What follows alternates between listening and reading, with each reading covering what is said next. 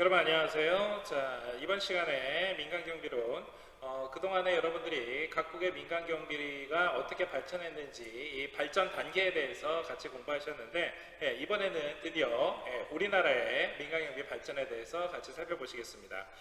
여러분들이 그동안 같이 봐왔었던 민간경비의 발전 과정이 주로 이제 서구 유럽, 특히 영미법계 계열에서의 발전이 어떻게 됐는지, 그리고 또 가까운 데에서는 일본이 어떻게 발전했는지 이러한 것들을 많이 살펴봤는데요.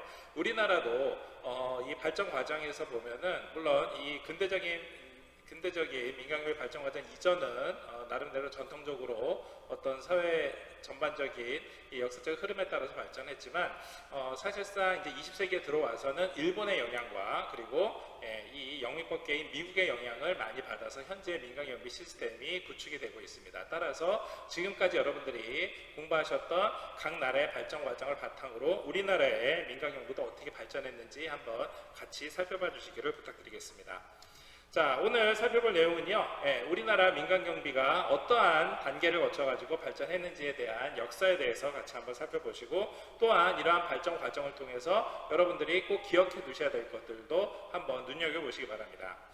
자, 우리나라의 민간경비, 사실상 뭐 민간경비라고 하지만 이게 고대의 이 민간경비, 즉 시큐리티가 어떻게 발전했느냐와 마찬가지로 우리나라도 고대 사회에서 시큐리티가 어떻게 발전했는지를 본다 그러면은 이미 고대 사회 이전인 이 선사시대, 이 고조선 시대에서부터 시작을 해가지고 뭐 삼국시대라든가 이 시대 마찬가지로 이 서구 유럽에서 이 영미법 계열에서 보통 이 전통적인 뭐 불악이라든가 개인의 안전을 추구하던 그러한 이 자체의 그 경비를 하던 또 안전을 유지하던 자경단의 역할을 하던 이러한 조직과 유사합니다. 그래서 우리나라도 이 부족이나 촌락 또는 지역사회 단체 이 공동체적인 운명을 가지고 함께 외침으로부터 자기 스스로 또 가족이라든가 아니면은 마을을 불악을 지키기 위해서 감시자 자경단을 뜻하는 자체 경비를 시작을 했습니다.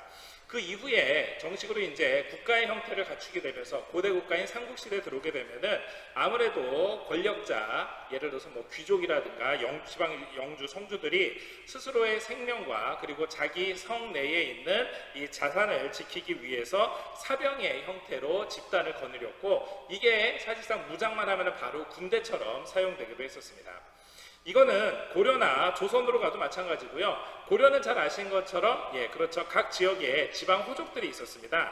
그래서 각 지방 호족들이 중앙에 세도가들로 진출을 하건 아니면 뭐 지방에 놨던 간에 이들이 스스로의 권력 유지를 위해서 또 스스로의 재산 보호를 위해서 무사들을 고용을 해서 이 사람들이 사병화되었었고, 이는 뭐 조선조까지도 유사했습니다. 조선조에도 역시 마찬가지로 각각의 지역에 있는 권력자라든가 아니면은 나중에 어느 정도의 이 시장 경제가 조금 운영이 되면서부터 자유로운 상업 경제가 발전하게 되니까 이 상업 경제의 주축이 되는 뭐 예를 들어서 뭐 이 대고라든가 아니면은 이 각 지역에 있는 뭐 여각이라든가 이런 데에서 각종의 사업을 하던 이 사업가들이 힘센 장정들을 고용을 해서 스스로의 뭐 주택, 저택이라든가 아니면은 창고, 시설물 이런 것들을 안전관리를 담당하고, 이러한 자산들을 운송을 할 때 그렇죠. 운송에 있는 호송을 맡기는 거, 이러한 것들, 그리고 당연히 권력자들을 아니면은 사업가 스스로들한테는 일단 경호의 임무를 맡기는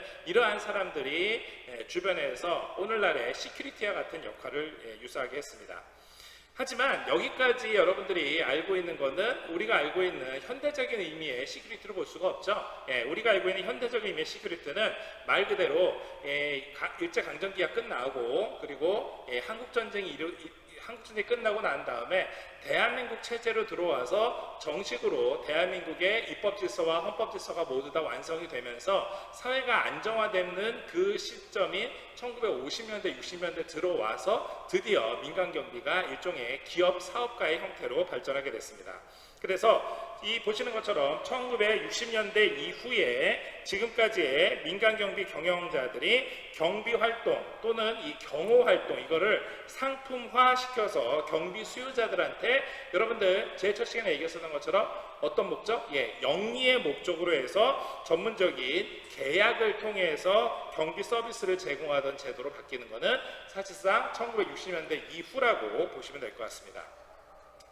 자, 그러면은 이러한 우리나라의 민간 경비의 발전 과정에 있어가지고 여기서 이제 말 그대로 이 근대적인 의미의 현대적인 의미의 민간의 발전 과정으로 봤었을 때 과연 다른 나라와 어떠한 차이점이 있는지 어떠한 특징들이 있는지 한번 같이 살펴보시겠습니다. 자, 먼저 다른 나라에서는 찾아볼 수 없는 우리나라만의 독특한 제도 중에 하나가 바로 여기에 나와 있는 청원경찰 제도입니다.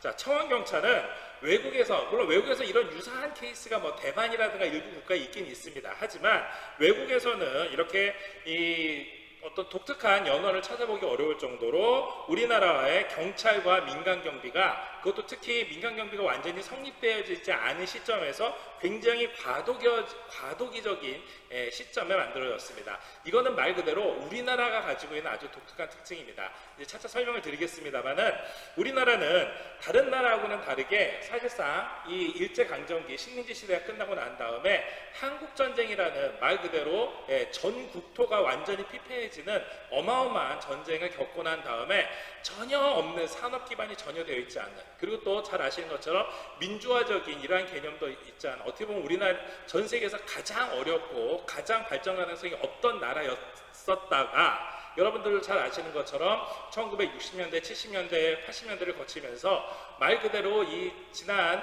근 한 5, 60여 년간 아주 압축적인 이 경제 성장을 폭발적으로 했습니다. 그래서 지금은 세계 경제 12대국으로 성장을 했는데 이거는 전 세계에서 찾아볼 수 없을 정도의 아주 압축적인 폭발적인 이 경제 성장이었습니다. 더 중요한 것은 이 과정에 입법 질서와 헌법 질서를 지켜가면서 민주화까지 이뤄냈다라는 그런 자랑스러운 대한민국인데, 이 대한민국의 압축 성장 과정에서 이 경제 개발을 하는 데 있어서 경찰 인력이 모든 경제 시설물이라든가 모든 경제 활동에 있어 가지고서는 법 집행령을 제공해주고 안전과 관련되어 있는 경비 시스템을 제공해주기가 어려운 상황에서 이때 이 늘어나고 있는 경제 성장에 부응하는, 그래서 산업 시설을 보호해 줄 수 있는 경비 활동으로 이 청원경찰 제도가 1962년도에 만들어졌습니다. 그래서 실제로는 1973년도에 청원경찰법이 전면 개정되면서부터 이미 1970년대 되면 어느 정도 우리나라가 이 경제 5개년 개발 계획을 마치고 난 다음에 이제 산업화, 중공업이라든가 이런 것들이 점점 늘어나면서 중요한 국가 내에, 그리고 도시에 집중화된 이 경제 성장이 이때 폭발적으로 늘어나던 시기였습니다. 그래서 이 시기에 다른 나라하고는 좀 다르게 모든 지역에 경찰력을 파견할 수 없으니까 결국 스스로 각 사업체별들이 경찰력을 대신할 만한 사람들을 청원해서, 그래서 그 사람들을 직접 고용을 해가지고 그 경비를 사용하되 국가에서는 그렇죠, 거기에 대한 법률적인 권한만, 그리고 그 임무만 주는 형태의 독특한 청원경찰 제도가 만들어진 겁니다. 한편 이러한 청원경찰 제도하고는 다르게 민간경비 자체도 산업자본에 의해 가지고서는 점점 성장을 하게 됐습니다. 일단 우리나라에서는 제일 먼저 민간경비의 효시로 볼 수 있는 게 바로 호송경비 업체와 그리고 외곽경비 업체부터 시작을 했습니다.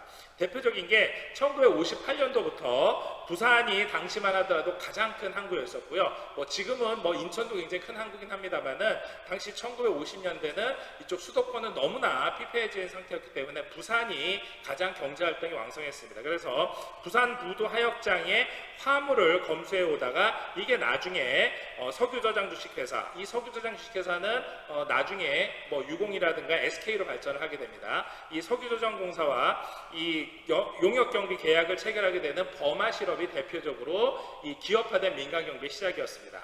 그 이후에 60년대 들어오면서 화영기업이라든가 경원기업 같은 이 업체들이 당시에 오늘날로 따지면은 이 산업자원부, 이 상공부 장관이 발행하는 군납업자 등록 필증을 가지고 군납과 관련되어 있는 법률에 근거를 해서 미 8군의 용역경비 형태로 들어가면서 결국 이 용역경비 형태가 역시 우리나라에만 독특하게 있는 이 미군의 외곽에 있는 이 외곽에서 이 시큐리티를 담당을 해주는 용역경비를 시작을 했습니다.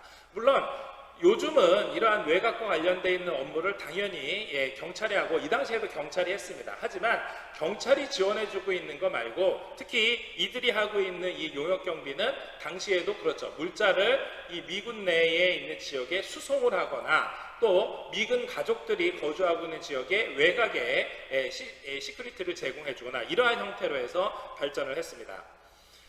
특히 1970년대 들어서는 앞서 여러분들 살펴봤었던 것처럼 그렇죠, 청원경찰법을 통해 가지고 폭발적으로 성장하고 있는 경비 수요를 정부에서 인정해주는 청원경찰역을 통해서 지원을 해줬었는데, 이에 부응을 해가지고 용역경비업법도 1976년에 제정이 됐고, 이 용역경비업법을 통해서 우리가 알고 있는 앞서서 1950년대 말 60년대 만들었었던 이 민간경비 업체들이 공식적으로 용역경비 업체로 등록을 해가지고 우리나라의 경비 산업을 확장시키기 시작을 한 겁니다. 이러한 용역경비업법은 1999년도에 아예 법령까지도 대폭 개념을 바꿔가지고 전문 경비 제도에 바뀔 수 있도록 이 용역이라는 말을 제외를 하고 경비업법으로 해서 오늘날까지 계속 진행이 되고 있습니다. 이 용역경비와 관련되어 있는 이 업무들이 당시에 1970년대서부터 시작을 했기 때문에 78년도에는 용역경비협회가 설립이 됐고요. 이 용역경비협회는 여러분들이 앞서서 공부했었던 것 중에 그렇죠, 민간경비가 발전하는 여러 가지 이인 중에 그렇죠, 바로 이론적인 사회적인 배경 중에 이익 집단이 활동을 함으로 해가지고 각종 제도라든가 기술이라든가 이런 것도 한 단계 업그레이드 시킨다고 제가 배웠을 겁니다. 그래서 이 민간경비 업체의 건전한 육성과 발전, 기술 개발, 상호 협의를 통해서 용역경비협회가 발전을 했고, 마찬가지로 용역경비업이 용역경비업법으로 바뀌면서 이 용역경비협회도 한국경비협회로 바뀌어서 지금까지도 활동을 하고 있습니다. 이 경비협회는 경비와 관련되어 있는 이 민간경비 시큐리티와 관련되어 있는 연구뿐만이 아니라 이 경비원의 교육과 훈련, 또 경비원의 후생복지라든가 손해배상, 기타 이 법률적인 지원들을 하고 있고요. 그 외에도 경비 도급이라든가 경비료, 경비 업무와 관련되어 있는 또 경비 장비와 관련되어 있는 것들에 대한 각종 지원과 발전을 함께 이 협회에서 지원을 해주고 있습니다. 한편 1970년대 들어서는요, 다른 것보다도 이 기계경비가 출현하면서부터 경비 산업도 폭발적으로 성장을 하기 시작했습니다.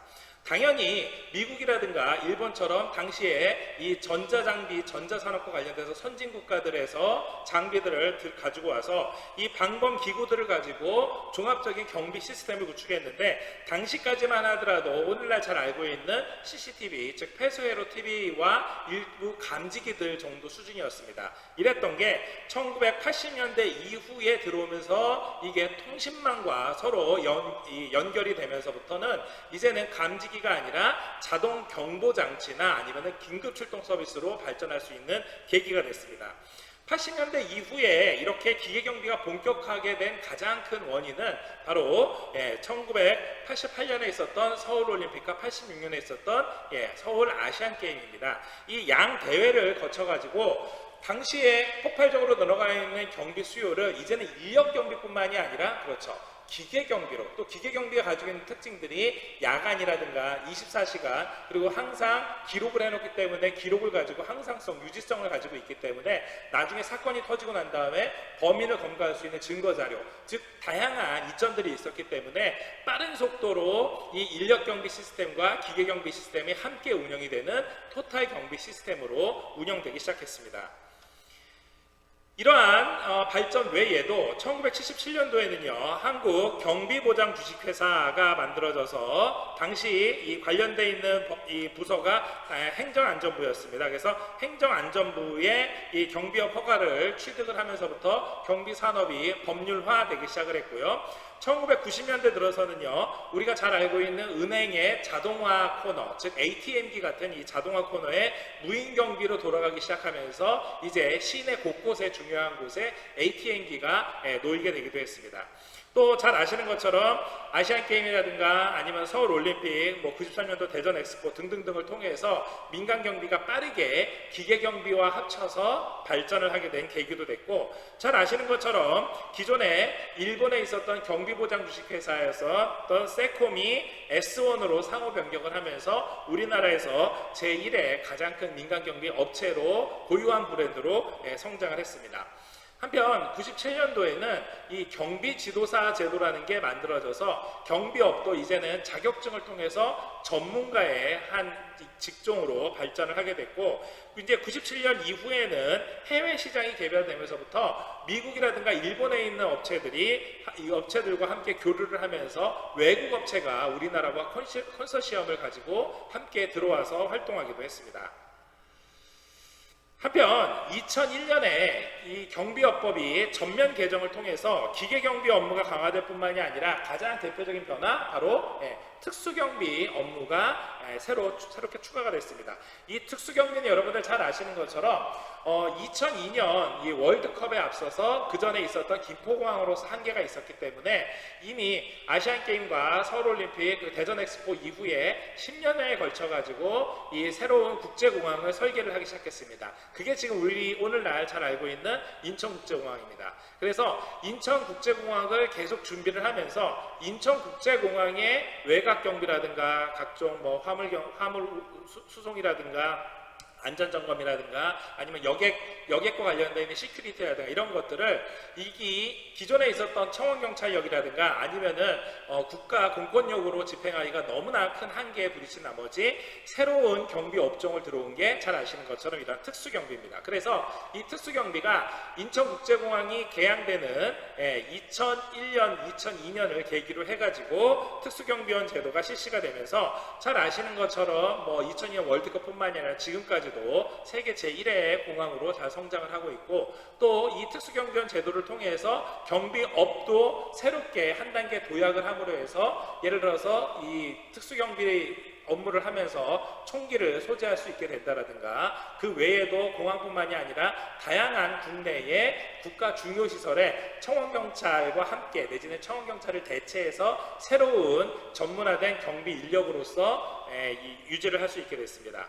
더 나아가서 2010년도에는 소망교도소라는 이 민영교도소가 설립되는 등 우리나라의 이 단순한 이 시큐리티 분야뿐만이 아니라 이 사법행정, 치안서비스 영역까지도 이제는 민간경비가 함께 이 업무를 분담해서 활동하는 이러한 시대까지 발전하게 됐습니다. 현재 경비원의 지도감독과 관련된 업무는요, 잘 아시는 것처럼 경찰에서 하고 있고요. 경찰에서 생활안전 파트에서 말 그대로 민간과 함께하는 경비 업무로서 이 범죄 예방 업무로서 민간경비와 같이 하고 있습니다. 또 당연히 앞서 말씀드린 것처럼 2013년 경비업법상 경비지도사의 직무로서 집단 민원 현장에 경비원에 대한 지도나 감독 등을 이 경비지도사가 지도할 수 있도록 함으로써 사실상 국가가 가지고 있는 이 최소한의 법률적인 권한만을 가지고서도 민간경비가 자율적으로 이 경비 업무를 추진할 수 있는 이러한 법적인 토대도 마련해 놓은 상태입니다. 자, 오늘 여러분들이 함께 공부한 내용들을 한번 정리를 해보면요, 잘 아시는 것처럼 우리나라의 역사적인 발전 과정도 그렇죠. 마치 외국의 이 고대 사회에서부터 발전했었던 것과 유사하게 이 고조선이라든가 삼국시대에는 개인이라든가 아니면은 각 지역의 촌락이나 아니면 조금 더 권위가 있는 그 지방의 지방 영주들이 스스로의 생명이나 재산 보호를 지키기 위해서 사병의 형태로 시작이 됐다가 고려 조선조에도 역시 권력가나 세도가 또 그 외에 각종 사업가나 아니면은 상업 유통을 하는 사람들이 스스로의 권력이나 아니면은 이 생산물 또 재산을 보호하기 위해서 시설물을 보호하기 위해서 무사들을 고용한다라든가 이들을 사병이나 장정으로 활용을 했었습니다. 이렇게 전 근대적인 시스템으로 운영되다가 잘 아시는 것처럼 일제강점기와 이 한국전쟁 이후에 1950년대 말 60년대 들어와서 민간경비가 현대적인 의미로 본격적으로 발전하기 시작됐습니다. 1962년에 만들어졌던 청원경찰법 같은 경우에는 73년도에 전면 개정을 통해 가지고 오늘날 청원경찰 제도의 근간을 이뤄서 벌써 50여 년 가까이 활동을 하게 됐고요. 그 다음에 현대적인 민간경비로서 1960년대서부터 화영기업이라든가 경원기업이라든가 이런 게 그렇죠. 미 미 군납업체로서 시작을 하면서 미 8군 부대의 용역경비 업무부터 시작을 했습니다. 이랬다가 법률이 1976년에 만들면서부터 용역경비업법, 이건 나중에 그렇죠 90년대 들어와서 경비업법으로 전면 개정이 됐고요. 이 용역경비협회도 경비협회로 오늘날까지 경비 업무의 발전을 위해 가지고 각종 기술 개발, 법률 지원, 그 외에 뭐 보험 업무라든가 경비료 그리고 경비 장비 이러한 연구 개발에 힘쓰고 있습니다. 잘 아시는 것처럼 1980년대 이후에는요, 아시안 게임이나 서울올림픽이나 엑스포 등 대형 국제 행사들을 성공적으로 치르면서 이 행사를 진행하는 데 있어서 기존에 있었던 민간 경비 시스템에다가 함께 그렇죠, 잘 아시는 바와 같이 기계 경비 시스템이 아주 급속도로 확장을 하게 됩니다. 그래서 민간 경비 이 산업이 1990년대와 2000년대 들어오면서부터는 기계경비 업무 중심으로 많이 발전을 하게 됐고, 이제 현재의 이 민간경비 업은 특수경비 업무까지 추가가 되면서 앞으로는 민간조사업이라든가 아니면은 각종 민간경비와 관련되는 민간경비 컨설팅, CPT들을 중심으로 한 이 경비조사 업무, 이러한 것들까지 모두 다 할 수 있는 새로운 전문 직종으로 발전을 하게 됐습니다. 자, 오늘 여러분들 우리나라의 민간경비의 발전 과정을 한번 전반적으로 싹 훑어봤는데요. 이러한 것들의 특징이 보면은 그렇죠, 다른 외국하고는 다르게 굉장히 폭발적으로 그리고 집약적으로 성장을 했음을 확인할 수 있습니다. 물론 이 과정에서 모든 것이 항상 긍정적이었던 것만은 아니죠. 왜냐하면은 애초에 시작서부터 우리 국민을 지키기보다는 미 군납업체로부터 시작을 했었다라는 점이라든가, 또 그 외에 이 민간경비 산업이 본격적으로 발전을 하면서부터는 이 기계경비에 대한 의존도가 너무 심하다 보니까 오늘날 인력경비에 있어가지고서는 이 적정한 임금이라든가 각종 복지라든가 이러한 사각지대가 생긴다라는 단점도 있습니다. 한편 그러면서도 제도 자체는 잘 아시는 것처럼 국가 중요시설을 보호할 수 있는 특수경비원 제도라든가 그 이후에 각종 최근에 4차 산업혁명 기술을 발휘를 하고 있는 새로운 경비 이 시큐리티와 관련되어 있는 장비의 도입, 이런 것들이 계속해서 지금도 현재 진행형으로 발전을 하고 있기 때문에 아마 여러분들이 뭐 경찰뿐만이 아니라 이런 민간경비 업종으로도 관심이 있다 그러면은 충분히 앞으로 발전 가능성이 있고, 오히려 지금 이제 21세기의 새로운 이 유망 직종으로서 충분히 여러분들이 진출이 가능한 분야라고 생각이 됩니다. 자, 여기 이후에 나와 있는 퀴즈 내용들을 한번 같이 훑어보면서 여러분들이 그동안 함께 봤었던 민간경비의 발전 과정, 국내의 발전 과정, 특히 오늘 함께 살펴본 우리나라의 발전 과정에 대해서 한번 전반적으로 이렇게 스크린 해볼 수 있는 그러한 시간이 되기를 바랍니다. 자, 오늘은 수업 이걸로 마치고요. 다음 시간에 이어서 법적인 관계라든가 민간경비와 관련되어 있는 주요 법령에 대해서 같이 한번 살펴보도록 하겠습니다. 자, 오늘 수업 여기서 마치겠습니다. 수고하셨습니다. 이어서 이티 콕입니다. 긴 코트, 사냥용 모자, 붉은 파이프 담배. 스코틀랜드 출신의 작가 코난 도일이 만들어낸 명탐정 셜록 홈즈입니다. 의뢰인의 부탁을 받아 사건을 해결해주는 게 그의 임무입니다. 19세기 후반 소설 속 캐릭터로 태어났지만 21세기인 지금도 탐정의 대명사 대접을 받습니다.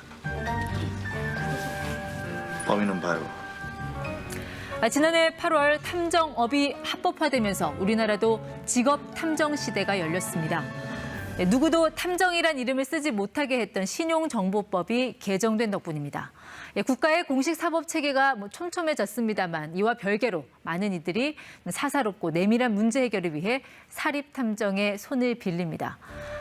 지금 보시는 이 전단지는 한국탐정협회의 수강생 모집 광고물입니다. 총 100시간의 교육 과정을 이수하면 탐정 민간 자격증을 얻을 수 있습니다. 세태의 변화는 민간 조사 기업으로 불리는 탐정업체의 숫자를 보면 확연합니다. 법이 개정된 지난해 8월 이후 탐정 또는 민간 조사 등의 간판을 건 곳이 전국 약 3,000곳으로 추정되고 있습니다. 탐정에 관한 관심은 정규대학의 학과 개설로 이어지고 있습니다. 학부 과정은 물론 대학원 과정도 하나둘 신설되는 추세입니다. 과거 드라마나 영화를 보면 배우자의 부정행위를 추적하거나 가출한 가족을 찾을 때 이른바 흥신소를 찾는 경우가 있습니다. 이렇게요. 고모, 우리 수인이를 좀 찾아야겠어요. 어디 일 잘하고 믿을 만한 흥신소 없을까요? 기존에 음성적으로 영업해오던 이런 흥신소나 심부름센터 등이 법 개정을 계기로 탐정사무소로 이름을 바꿔 달게 될 걸로 예상됩니다. 문제는 너도 나도 탐정이다 하고 자유업으로 활동하는 게 가능해지다 보니 부적격자를 걸러내기 어렵다는 점입니다. 별다른 규제가 없어서 심지어 전과자라 해도 세무서에 사업자 등록만 하면 탐정 간판을 걸 수 있기 때문입니다. 실제로 불법 촬영 피해자가 유포된 영상을 지워달라고 탐정사무소에 찾아가자 오히려 이를 빌미로 여성을 협박해 성폭행한 사례가 있었습니다. 이 같은 문제를 보완하기 위해 탐정의 업무 범위와 이들에 대한 관리, 감독 부처를 규정하는 후속 법안이 제출됐지만 1년째 국회를 통과하지 못하고 있습니다. 현대 사회의 새로운 업종으로 부상한 탐정의 활약이 치안 사각지대를 메울 명탐정의 시대를 열어갈지 이제부터가 본격 시험대인 것 같습니다. 지금까지 이티콕이었습니다.